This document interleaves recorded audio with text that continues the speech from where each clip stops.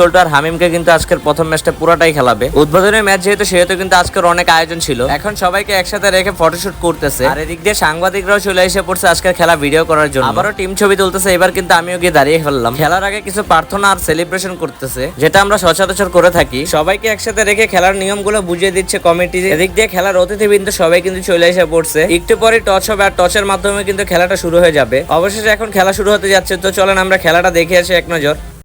Here on the front line, everyone's watching. You know it's on. We're getting closer. This isn't over. The pressure's on.